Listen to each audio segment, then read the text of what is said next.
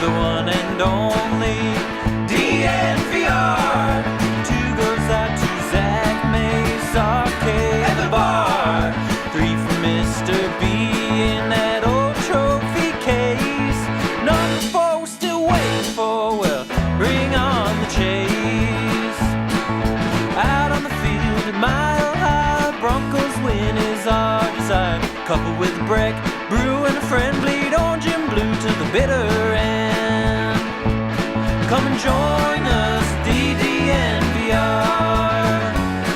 We are DNVR. Welcome into the DNVR Broncos podcast on this terrific Tuesday. I'm your host, Zach Stevens, joined by my man, Andre Simone. And before we hop into this post-practice show, got to tell you guys about our presenting sponsor, MSU Denver Online. We're over at MSU Denver Online. They are the new urban online university, and they have learning outcomes equivalent to face-to-face courses, which is unheard of at other universities. But over at MSU Denver, they deliver. And man, if the Broncos quarterbacks were over at MSU Denver today, Andre, they learned a lesson in checking the ball down. Some may say being safe. Others may say some good, some bad. We'll get into that. But first, you guys need to check out MSU Denver Online. My boy, Dre, what is up, my friend? Happy to be rolling with you. Always a pleasure. And it is a great day. It is. And I'm feeling a lot better when I can drive here and see the skyline. Oh, my gosh. Seriously. I mean, did you see it last night, though? It was rolling in. The smoke rolled in for one last hurrah. You hate it. And it seemed like the smoke, Dre, hung around for Broncos practice. Don't like to hear that. You know, we don't hear the Vance Joseph from Vic Fangio every day where it was a good practice. That's just how he starts off. We don't get that.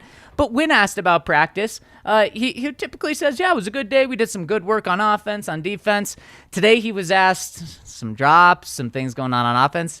Would you say it's lethargic? And he said, yeah, I might say it's lethargic. Lethargic. That's what it was today. It was boring. And I'm glad Ryan wasn't there for it because he would be very upset about what it was today, especially on the offensive side of the ball.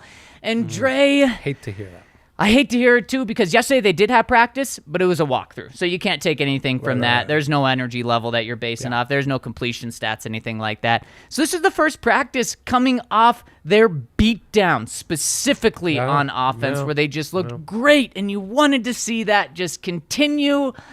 And it didn't. And it wasn't even like the defense was, just making play after play, and you're like, holy cow, well, okay, there is a big difference between the Broncos defense and the Minnesota backup defense. No, it was boring. It was lethargic. Drew Lock and Teddy Bridgewater, however, we'll start with the positive. No interceptions. Okay, no interceptions. And yesterday when Ryan and I talked about this, what Drew needs to do to win the job, what Teddy needs to do to win the job, I said for it to happen in 1 week from now where there's a starting quarterback named, one guy doesn't just have to do well, the other guy has to fall off a cliff. Well, today they both kind of like climbed down a cliff a little bit together, but they did it together. They descended. Nice. So I don't think this does anything to help them find a quarterback in 1 week. Well, great. I'm so glad I could pop on this epic show where we have a lethargic offensive performance to speak about. Should we be lethargic today? Just to really play along with it? We probably should. So, I mean, it's been a mixed bag in camp so far. And then they came out and looked really good in live football. I feel like people, maybe even you, think I'm a liar for saying after what you saw on Saturday. How in the world could this be the case? No. I think you are accurately reporting every single bit of this, but I think results in camps can be deceiving, I hope that's the case. I think sometimes Case Keenum can look better than he actually is in camp, and I think sometimes guys like Drew and Teddy maybe look worse than they are, or maybe it's the talent around them that in a live setting made them look better than they are. Right. That's a good point. And one of the things, Dre, which that just reminded me of, Drew took way too many sacks today and more sacks than Teddy. That's kind of been the case all throughout camp. And after Saturday's game, Drew actually, looking at the media, made kind of a message. He said, when all of the whistles are blown in practice indicating a sack, not all the time in a game does it mean the play is over. And so I think he was saying, just because you see a sack happen in practice doesn't mean it'll be a sack in a game. So maybe today we give Drew the benefit of the doubt and say those wouldn't be sacks, but it did not look good today. 7-on-7s, he held the ball on too long. Teddy did that once as well. And then at least 3 sacks during team period just for Drew alone. But it's not all on Drew. Dre, the entire offense was not good. It wasn't just the quarterbacks lethargic. It was everyone starting from the offensive line, starting at left tackle. Eesh. Unfortunately, really the first time that we're talking about, a concern with Garrett Bowles. Because, of course, if you don't talk about offensive linemen, there's nothing to worry about. It means they're doing their job. Today, Garrett Bowles was an issue. The wide receivers were an issue. Eesh. And Teddy looked downfield a little more than Drew today. Drew only had 1 completion in team periods over 10 yards. Wow. And we've seen that before, and it kind of caused a little bit of concern. But since we saw him go out in the game, I don't want to make that too big of a deal because it's not like he is completely gun-shy. Right. He's kind of taken the route of don't make mistakes. Don't lose this week. And there were no touchdowns scored by either of them and no interceptions. I mean, so in Vic's eyes, lethargic may not be the worst thing from the Broncos offense.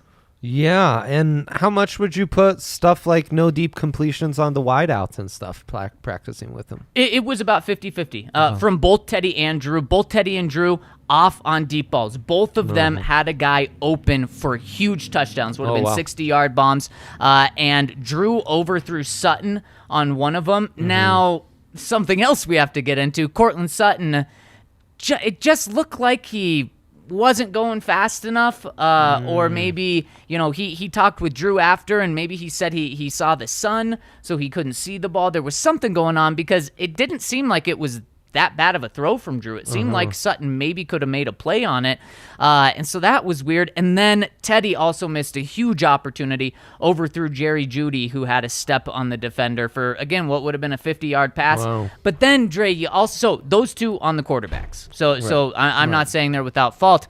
But then you have Cortland Sutton drop a 25-yard touchdown pass from Teddy Bridgewater in the end zone. Just hit both of his hands, one of his 2 drops on the day. And then when Drew and Teddy looked deep, there were also multiple other drops past 10 yards.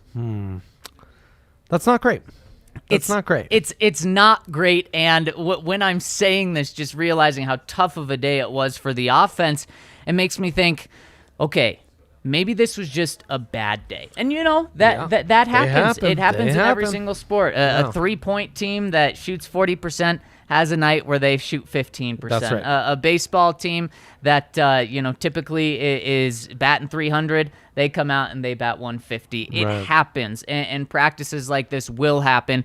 It was just unfortunate that it happened to the offensive line, to the quarterbacks, to the wide receivers, all in one practice, especially coming off such a good game. Yeah, that's rough. So you said no big plays from the defense, but there must have been some good performances. There were some great performances, and got to start off with not a household name yet. Jonathan Cooper, Andre, he was the best player at Broncos practice today. That's incredible. It is that incredible. I did not expect. No, I'm sure you didn't. And I'll tell you what, he and Bradley Chubb, it really seemed like they were working on their Von Miller type of jump off the line. Because we know how Von Miller, sometimes he jumps the snap, but other times he jumps, he like moves with the ball and he's flagged for it, even though he shouldn't have been. Right. That's the kind of jump we were seeing from Bradley Chubb and Jonathan Cooper today. I wouldn't be surprised if it was something that they were actually working on, especially with Von Miller gone today. He just had his kid last night, so congratulations to Von Miller on having his baby boy. He'll be back at practice tomorrow, so I hope he enjoys every second today. And you couldn't really tell that that Von wasn't out there with the jumps that Chubb and Cooper were getting. And Dre, if Bradley is able to add that to his game, because he had one where it was Vaughn. I mean, he was following the snap, and he was, I don't even know if Garrett touched him before he was around the corner. And this was Bradley. Yeah. What would that do for his game? I mean, that would be really, really huge if Chubb were able to develop more of a first step and quickness to his game. Then he's got the strength. He's got the size. He's got the reach. He's pretty good with his hands. He's got a good arsenal of moves. Bend could be improved, but, I mean, you're already talking about one of the more complete edge rushers in football and a very good run defender. Yeah, that kind of trump weapon on, off the snap, it'd be pretty damn dangerous. Yeah, it would be. And I think you're right. He's kind of missing just that initial explosion. If he gets that, then, I mean, you're talking about not just a complete player like he already is, but a dangerous pass rusher. And we saw that his rookie year when I think the first 4 games he didn't have a sack, the last 4 games he didn't have a sack, and then he went 8 straight games and accumulated like 12 and a half sacks. He got his total in just half the season. You put that over a full season, and we're talking about the best season by a pass rusher in NFL history. Yes, correct. So, I mean, the talent is there, and it's good to see that explosion back after practice. He said he's at about 98% healthy right now. Just needs real snaps in real games, including the preseason, he said, to get him there. So, really good to hear. And then Jonathan Cooper. I mean, the explosion was there today from him. That's exciting. And Dre, this is the second or third practice where he's really jumped off at practice, and I've really noticed him. So this is a guy that the Broncos got in the 7th round. The Broncos knew about the heart condition that he had, so I imagine every team knew about the heart condition that he had. So I imagine that dropped him on a lot of people's boards. I mean, we could be talking... You're the guy to ask. I don't want to put you on the spot to say what grade you had on Jonathan Cooper, but I have to imagine without that heart condition, maybe just an earlier day 3 pick? Yeah, that's what you would think. And I mean, the heart condition hurt him. Really, the depth at Ohio State's what hurt him. They're just always so loaded. Then you see the guy at the Senior Bowl. It's like, oh, he would have started for 125 out of 128 other programs in the country. Right. Just so happens Ohio State, Clemson, Alabama. He was at one of those 3 where he's going to be more of a spot starter, know. But I remember even late in a game against Rashawn Slater, the top pick for the Chargers, left tackle at Northwestern, where they get into garbage time and Cooper's just cooking Slater. So he's similar to what we were talking about Chubb, where he checks off a lot of boxes. He gets a little more explosive, then you could really have some fun. And back to what you were saying about Chubb, it's starting to seem like he's back to his own self. Yeah. It's been a long road. We're talking about 2 years now, and you wonder how much, like Vaughn in his return is going to take, how much someone like Sutton in his return is going to take to get back 100%. Because we're always so quick to be, a year's past, he needs to get back. But oftentimes to get back to 100%, it's a 2-year deal. And Dre, we're going back to another dark place right now, because what you just said was something that I just couldn't get out of the back of my mind today while watching practice. Courtland Sutton, a guy that's coming off the ACL, is a guy that he looks fine out there. He's out there, he's playing football. He just doesn't seem like himself, like the Pro Bowl receiver that he was 2 years ago. Now, is it okay if he's not himself this year and he gets to be himself next year? Yeah, of course, because this year he's not going to be a 400-yard receiver. He can still be an 900-yard receiver, especially with good quarterback play. I'm not going to eliminate 1,000 yards off his plate, but what I came to today is just so confident that Jerry Judy is this team's number 1 receiver this year. And Courtland Sutton, he's going to probably say at the start of the season that he's 100% right now. But then in 1 year from now, I think we'll probably hear him say, physically I was 100%, but it just hadn't all clicked yet, and now I'm 100%. And so that's really where I feel like we are with Courtland, is keeping the expectations clear. And if he comes out and doesn't have a monster season, a monster bounce-back season, don't think that he has fallen off, because I think there can still be one more gear for him to take up next year to get back to that type of player. And he he's got a contract up, right? Mm-hmm. So, geez, if I'm Cortland, what you're saying is exactly right. It's a hard approach to take, though. It's hard to be patient like that on a contract year when, God, the world was his oyster for a second there. He's a Pro Bowler. He was dominant. He had a quarterback who he really seemed to be finding some good chemistry, and damn 2020 got us all, Yeah, it did. And now, it's bigger than just this year, Dre, because now the Broncos, a year after Cortland had his Pro Bowl season, the Broncos went out and drafted a guy to maybe take over as the number one receiver in Jerry Judy. And now it looks like Jerry Judy is on his way to doing that today. Jerry Judy didn't have any drops today in team and 7-on-7. He did have a drop in 1-on-1s, but I don't value 1-on-1s as anything. They're just a fun thing to watch. But so Jerry, no drops. Cortland, 2 drops. Noah Fant, 2 drops. The offense was just out of sync. Just not dialed in. Yep. Just not dialed in. And you wonder if that's some overconfidence after what was really a pretty spectacular performance. Do you know what the average score per game was in the Saturday games of the NFL preseason? I'll go like 17-13, so I'll say 30 total points. How good is this guy? 30 and a half. Oh, okay. So, if you're an unders better, you made a killer. That's how I know these.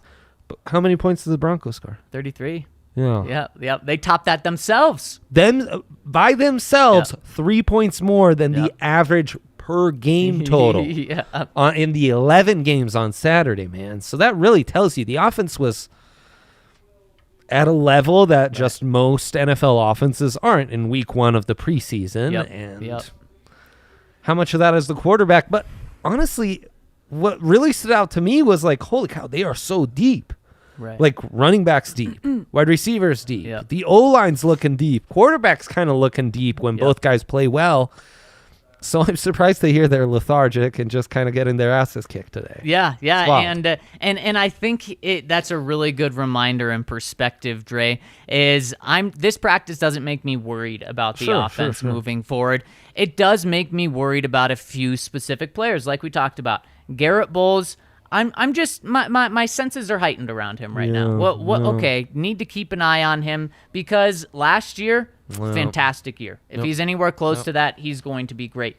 But then people bring up, the lack of holding calls last year, the crowd not being there because we know he struggled when the Broncos crowd was there, letting him hear it. So just something to keep an eye on. And then Cortland Sutton. Also, today, if we have to give a winner in the quarterback, boy, it probably was a push day. I mean, when you break down these numbers, both guys, let me just pull the numbers up. Both guys, not that accurate today as a whole, both just right above 50%. Like I said, Teddy had 1 sack in team periods. Drew had 3 sacks. And let me break down the most important part of practice for each of them. So they both had kind of move the ball periods. Teddy's was first, and his was at the end of the half. I think they could settle for a field goal here because it's just the end of the half. 52 seconds left. Ball at the 50-yard line. 1st and 10. Teddy hits Sutton for a 6-yard completion on Ronald Darby. It was a good pass. Really good pass. Good anticipation. May have been his pass of the day. I mean, for 6 yards, that's the type of day we're talking about. Then comes back, hits Albert Okwuegbunam for 5 yards, 1st down. Broncos moving the ball. 3rd play, here's where it got really tough. And here's the Jerry Judy pass. He went deep for about 40 yards, overthrew him by a step. Would have been a 40-yard touchdown. Teddy Bridgewater would have won the day if he would have connected with him there. So you have 2nd down. They're at the 35-yard line right now. He throws to Kendall Hinton and 5 yards off. I mean, it had to have been a miscommunication. Let's hope it was a miscommunication, or otherwise just a terrible throw. So now you're looking at 3rd and 10, and just a throwaway pretty much. So kind of a hot start. 2 completions. You get into field goal range. And then you go incomplete. Stalls.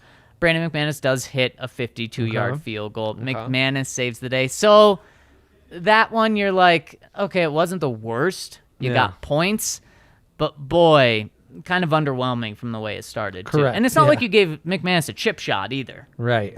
So that was Teddy's, biggest 55. period today. Okay, And then Drew, wow. to end the practice, 2:10 left. Broncos are down 7, so have to get a touchdown starting from their own 32-yard line. First play, Drew Lock overthrows Jerry Judy on the right side. Okay. Just an overthrow, bad throw. Next one, a near sack. I think he probably would have been sacked, but he scrambles up, gets 5 yards. Coaches let the play go on. So picks up 5 yards, 2-minute warning. This next one, bizarre. Very bizarre. no. So just after the 2-minute warning, Yeah. 3rd and 5, Uh-huh. Drew scrambles for 2 yards. So we're Okay. looking at a 4th and 3. Yeah. Clock is running. There was Oh, 1:56 jeez. on the clock before. Right, Clock but is now running. he scrambled it twice. Yeah. Yep, And clock you're is looking running. at 4th and 3. Jeez. From Okay. from that second scramble after the 2-minute warning, clock's be past 1:10. Right. So a right. 2-yard gain just ran off 45 seconds on the clock. And you're looking at 4th down right now, no timeouts. Yeah. So I don't know if that's on Drew. I don't know if that's on Pat. I don't know if that's on Vic. I don't know who that's on, but that is unacceptable. Yeah. You cannot have that as a team where Wow. a 2-yard scramble on 3rd down to keep it 4th down wastes almost half the time that you have Yeah. left on the clock. Very bizarre. On 4th and 3, though, Drew's best pass of the day, the only pass that went over 10 Right. yards for him and Right. team. He hits Noah Fant 25 yards down the middle, Okay. on a Nice. seam down the Nice. middle. Gets the Broncos from 4th and 3. Now they're on the 36-yard line. Now, they still need a touchdown, but, it took them from their own territory, 4th down, Right. to in field goal range. Again, Right. field goal range doesn't mean much, but that's just how big of a play that was. Yeah. They get up really quick. To Drew's credit, spike.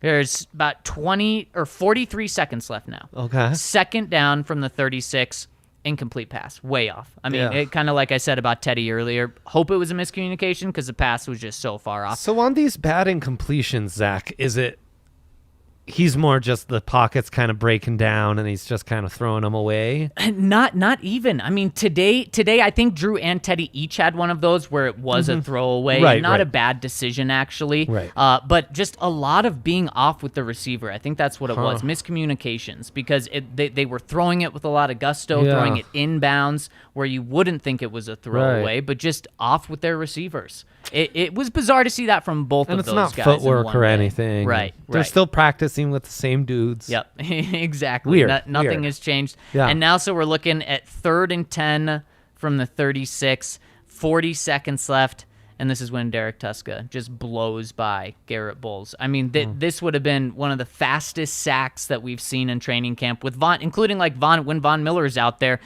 Derek Tuska would have absolutely had him. They let the play go on just because you don't touch the quarterback.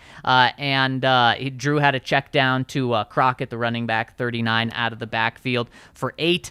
4th and 2 from the 28. They do a little run play, which shot. I guess they were truly going for the 1st down. Then they're at about the 20-yard line. They run up, spike the ball. 16 seconds left from the 20-yard line. And Vic says, "That's enough. Done." So we don't know how it ends. Well, they lost that one, Zach. I can tell. Spoiler alert. Yes. They I were think not you're right. winning that bad boy. I think you're right. So what do we take away from both of these is that both quarterbacks, in my mind, pretty much did the same thing. Now, Yes, correct. Drew went further, but he definitely, he didn't score a touchdown, so Yeah. he failed his. Teddy didn't go as far, didn't have as many big plays that Drew had in his, but he got his team in a position where they were successful at what they needed to do, and that was just get points on the board. And that's just the kind of day it was. I mean, you have 5 passes, you have a drop, you have a miscommunication, you have a sack, then you have 2 completions for 7 yards. I mean, that's the type of day it was Right. for the quarterbacks. And Teddy has the benefit of getting a 1st down without needing 4th down. Right. Right. Congrats. Right. So, I know Mace said, when I talked to him after practice, he said, well, I may be leaning Teddy on this one because he did have a touchdown pass that hit Cortland Sutton's hands and he dropped. Right. The eye test today said that, in my mind, said that Drew slightly won the day. And, if you look online on Twitter, seems like people were either saying Drew kind of won the day. I know some people said Teddy kind of won the day. Yeah. A lot of just push. And so that's what today was. But again, one positive from this, Dre, and that is no interceptions. That's good. That's good. And some okay defensive performance. Yes. Just from the offensive side. Defensive side. One scare, though, I got to say. Uh-oh. We had Patrick Surtain. Yeah, right. Very I saw that on interesting Twitter. development at first. When the first defense was out there, they were playing nickel. So not all 4 cornerbacks on the field. Yeah. Patrick Surtain was one of them. He was playing the nickel cornerback, and I thought, is this how we're going to do it? Right. Is Patrick Surtain going to end up being the nickel, overtaking or Callahan? Callahan. Yeah. So it was Callahan on the bench in that. Yes, you had your 2 outside cornerbacks be Darby and Fuller. Excellent. And I thought that was very interesting. But then Exciting. Surtain comes up and has soreness in his lower extremity. I'm not quite sure what that means, but that's what Vic said he had. No. He said he could have played the rest of practice. Vic just held him out, so that is good news. Yeah. Nothing to worry about. Patrick Surtain is fine. With the wide receivers struggling, any corners standing out or not really? Because there were so many, like, just as the wide receivers didn't have much of a chance not being on the same page, so did the DBs because the ball wasn't even in their zip code most of the time. Yeah. I mean, there was nothing. I mean, you saw Justin Simmons. The Broncos put out a cool clip of Justin Simmons having a behind his body interception. That was in one-on-ones. Doesn't mean anything. But no pass breakups. I mean, the balls were too far away to be broken up. Right. So, but a good day from the defensive back group. You think maybe that's a reason why the quarterbacks weren't able to be on target as well as that pass rush. Yeah, I mean, they're deep. Yeah, they're very deep. And so, Dre, that was it from a lethargic practice. Here we go. Here's the Justin Simmons interception. I mean, he's just a freak of an athlete. Now, Dre, the second highest paid safety in the NFL, no longer holds the title as first. Yikes. Another good reason why you get these deals done on the Sooner side. Yikes. Because now we'd be talking about Justin Simmons making $18 million a year with Jamal Adams getting 17.5. Yeah. Everything the Seahawks have done with Jamal Adams is baffling to me. I mean, isn't it? Who did they expect they were getting when they traded 2 first-round picks to get him? Right. Like, if you were getting Earl Thomas and Cam Chancellor, it'd be worth it. One safety, it's just not going to move the needle for me. No, I need 2. Yes, I need 2. And Dre, what I also need is I need your pick of the week. Our DraftKings pick of the week coming your way right now. And when I let you pull that up, I'll give you my pick of the week. Yeah, what you got? And I hate to do this one, but Dre, I just think that this is easy money here. I'm going Patrick Mahomes leading the NFL in passing yards this year. Plus 350. I think 3 weeks into the season, that number may be negative. You may be talking about minus 100. Yeah, I could see that. Well, as far as football futures, I'm a big Chase Young to lead the league in sacks guy. I love it. We talked about this last week on bets. Yes, we did. And I also kind of love the football team to win that division. Oh, I like that. That's plus 230. Really nice value. Oh, so they're just, I mean, you have to imagine the Cowboys are favorite. The Cowboys. Yep. But again, last time Dak was healthy, he led the league in passing yards. They were just 8-8. Right. Last time McCarthy was at a team, not the Cowboys, he had Aaron Rodgers and they weren't winning many games. Right, yeah. So just good quarterback play doesn't equal wins. Right. And, I mean, we talk about Sutton coming back potentially slower this year. Dak coming off a major injury. He could be coming off slower as well. Well, and I mean, they're already retesting it, and I think they're trying to keep mum what's sounding like maybe a more panic situation in Dallas than they want to let off. Man, I love both of those. Now, what's Chase at? Chase might be in the plus 600. I love it. I think last week when we talked about it, he was plus 800. So that number, there you go. Yeah. Okay. I was going to say it's coming down. You might as well jump on that now. Yeah, you got to. Man, I love those. And, of course, you can find those over at DraftKings Sportsbook, America's top-rated sportsbook app. And, Dre, I mean, their same-game parlays are going to be so much fun for football. They've already been so much fun, but for football, especially for me, that's just be insane. I know. It's going to be impossible to beat. And something else that's impossible to beat is the deal that they've got going on. If you bet $1 on any college football game, they'll give you $200 in free bets That's all you have to do. Bet $1 on a college football game. Don't even have to win it. And you will get $200 in free bets. In fact, $8 $25 free bets, which will just make the rest of college football season that much more fun. So you have to check them out and get in on that deal while it's still here, because you're not going to find better than, it's not even 200 to 1 odds. It's just 200 free dollars. For you to use on DraftKings. Right. So make sure to check them out. Bet on college football. Bet on the NFL. Get in on Dre and I's DraftKings pick of the week. So head to the App Store now. Download the top-rated DraftKings Sportsbook app now and use code DNVR when you sign up to turn $1 into $200 in free bets by betting on a college football game of your choice. That's all you have to do for a limited time only at DraftKings Sportsbook. Must be 21 or older. Colorado only. New customers only. Restrictions apply. See DraftKings.com/sportsbook for details. Gambling problem? Call 1-800-522-4700. Very nice. Very nice, Zach. You know what else is nice, Dre? Is coming down to the DNVR Bar. That's a good time. And it is a real good time. It is a fantastic time, and it's a fantastic place to hold your fantasy football draft, because not only is it a very cool environment with some great Wi-Fi for you, but you get 2 free pitchers if you bring you and 10 other people that you're doing the draft with. You'll get a free Breck Brew pitcher, and you'll get a free draft pitcher. That's all you have to do. So email gm@thednvrbar.com to get that set up. That's all you have to do is email us to get your draft set up. That's gm@thednvrbar.com to get your fantasy football draft set up. What a deal. What a deal. Just come here at the bar, have your fantasy draft, and because you're doing it, boom, pitchers. And you know what? I actually have an even better deal on top of that. Whoa. So that's how you end your night, right? Yeah. With DraftKings as well at the bar. Yes. You start your day by working at Ball. Our friends over at Ball, and I'm talking about Ball, who is the name on the Nuggets and Avs Stadium. They want to hire you to add to their production line here in Golden. No, not you, Dre. Oh, no. We can't lose you.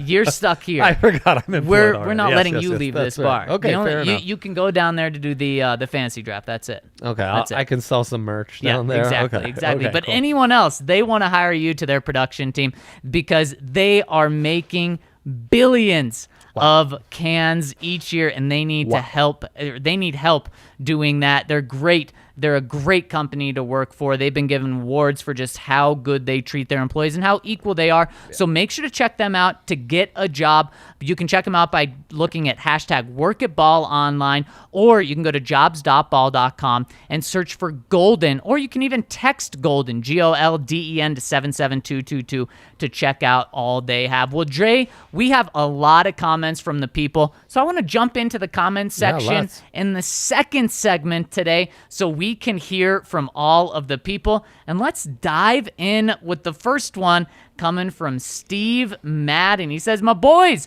after only a year of listening, I cannot pass up on the great chance to finally join the DNVR fam." Steve. Got him. Love it, Steve. Says, "My question for you today is what if..." Hey, there we go. Says, "My question for you today is what, if any, power does the court of public opinion hold in the quarterback competition? Say the quarterback battle is razor thin after the Seattle game, but the fans are clamoring for one guy over the other. Does that help the possibility of having better fan reception and possibly more sponsorship opportunities have enough weight to sway this decision? Thanks for all the great content and keeping my spirits light through some tough times over the past 18 months. Cheers, and more importantly, touch wood." We'll be touching wood for you, Steve. I think that's a very fair question, a great question, but an easy one to answer.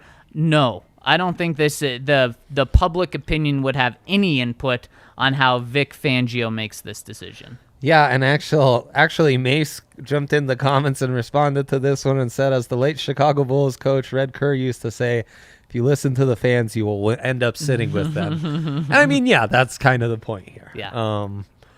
And as much as there might be fan pressure, the greatest pressure for Vic is for him to have a winning season and keep his job. So. Especially a hot start. Yes. A hot start. And while training camp may not have proven it completely, I think Vic's going to look back at past tape and say, who gives me a safer option, and that's why I think still right now he's leaning Teddy. Next one from Samuel Bisu. He says, hey guys, can you see this team like a version of the Sanchez Rex Ryan Jets? Play great defense, good special teams, run the ball, and let your quarterback do just enough to win the game. These kind of teams are always very difficult to play late in the year. I know the whistle sometimes gets Drew in practice, but in games he doesn't take many sacks. Why do you think this is? To everyone watching who is not a member, you should go sign up now. Trust me, you will love it. And that reminds me really quick, if you are tuning in live, we really appreciate it. Drop Thumbs your up. comments in there. And if you really want your comment read, hit us with a super chat and it will get read. Hit us with a thumbs up when you're here. We would really, really appreciate it. And of course, just as Samuel Bisu says, sign up and become a member, and that will guarantee that your question gets read. So thank you. Great question, Samuel. Dre, do you see this being the Sanchez Jets? Could be. It's a nice comp. It's the comp I've made more often, and this would be with Teddy as the quarterback, is more the Jim Harbaugh 49ers with Vic as the defensive coordinator and Alex Smith as the quarterback. Okay. A lot of 23-17 victories, you know, and great combo of edge rushers, a phenomenal defensive front, and a really good secondary. So then to ask, to build off that, is this team that team, except with Colin Kaepernick if Drew's in a quarterback? Right. Yeah, essentially. And obviously different, but just providing more of a spark. Yeah, exactly. And I mean, I've always wondered with, how Drew is more mobile and has more zip, how you could incorporate some Kaepernick-like packages as they did back then. Yep. So I think that's kind of in your ideal world. That's the kind of mold you're trying to follow here with the Broncos, is one of those defensive first teams that did just enough on offense to get through. 23-17. Man, that is Vic's dream right there. Oh, yeah. That is Vic's dream. It was jam. Great question. Next one coming in from Lionel Hutz, attorney at law. Dre, do you know where that name comes from? No. Okay. Well, at least we're 0 for 3. Me, and Ryan don't know. So, The Simpsons. It's a lawyer in The Simpsons. Yep. Okay. Yep. So okay. Mace gets it. He says, gentlemen, sometimes in quarterback competitions, the head coach won't declare starter until right before kickoff of week 1. Even though the coaches say they will execute the same game plan regardless of the starter, most people would doubt that. Do you think Vic could try to play this into and not actually declare a starter until the 12th when we face the Giants? You think he takes it all that way? I mean, for gamesmanship purposes, why not, right? Yeah. It makes total sense.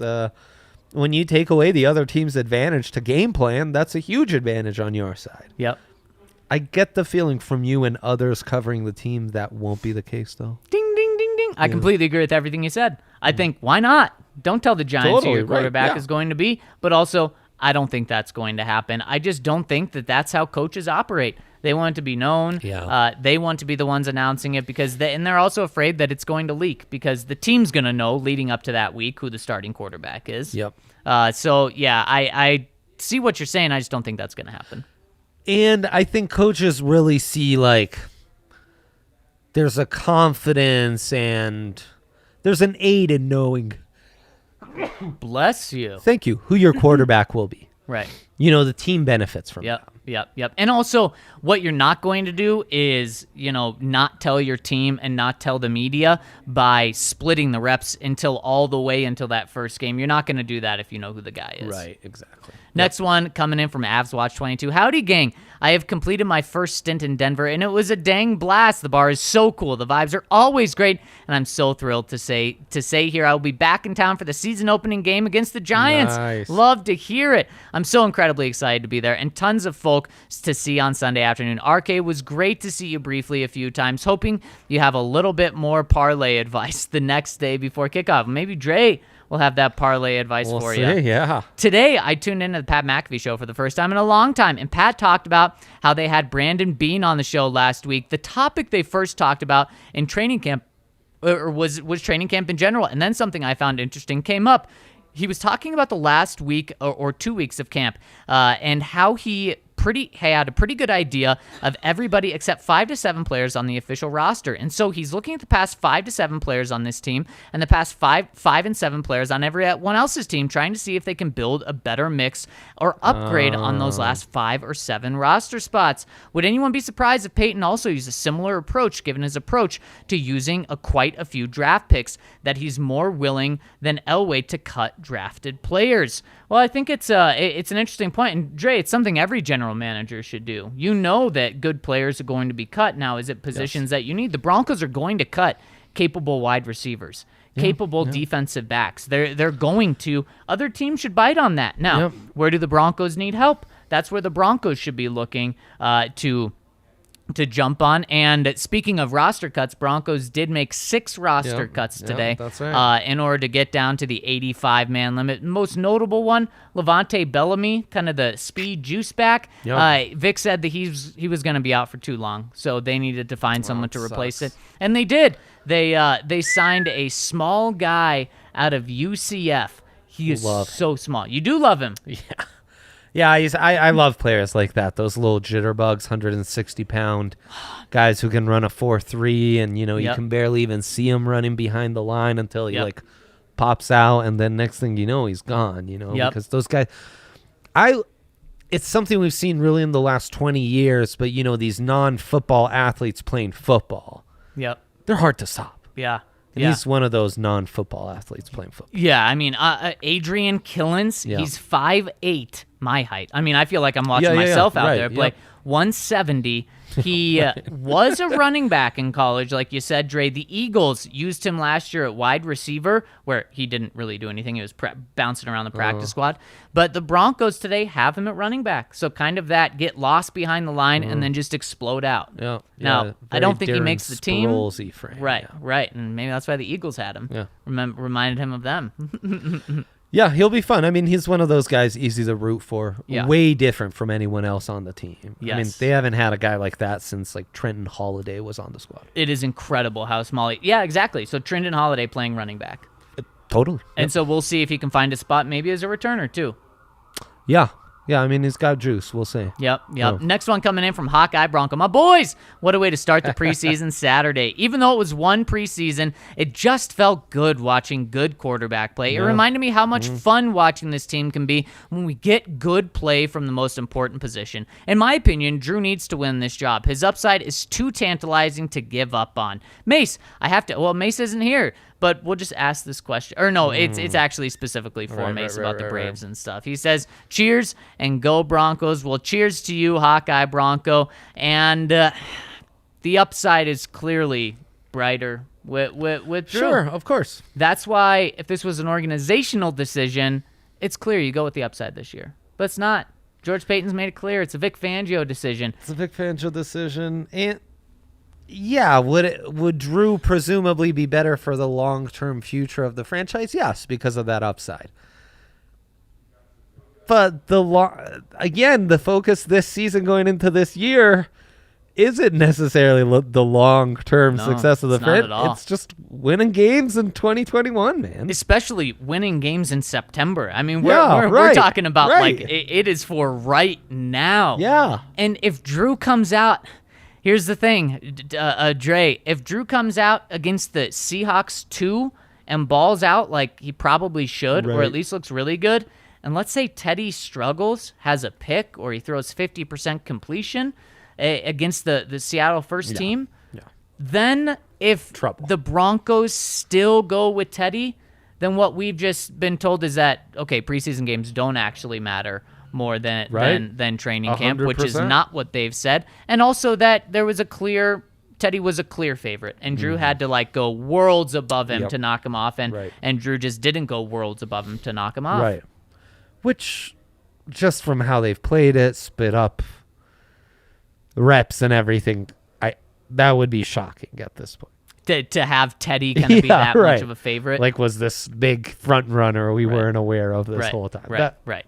Or they just totally screwed it up by just not naming Teddy the starter right when they traded for him. But a good question. Next one coming in from Samuel Bisu. Hey guys, you see this team like a version? Oh no, whoa! I don't know what just happened. Melbourne we Bronco. just read that one. Hi, guys. Podcasts have been great the last week or so. Keep them Thank you. coming. Phenomenal job, guys. Thank you. Just wanted to say I'm hooked on the closing song by Pleasure Horse.